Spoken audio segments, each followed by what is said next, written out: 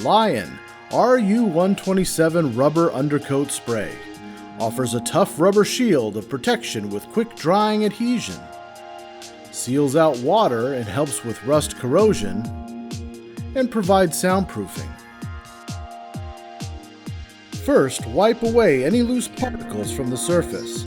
Then, shake the can well until agitator ball rattles freely. Next, hold the can 10 to 12 inches from the surface to be coated and spray a thin, even coat. Short, even bursts produce the best results, as heavy buildup may cause the product to flake or crack when dry.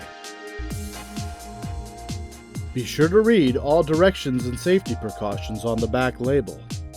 And always consult with a professional before use of any product. Drive with confidence with the strength of Lion.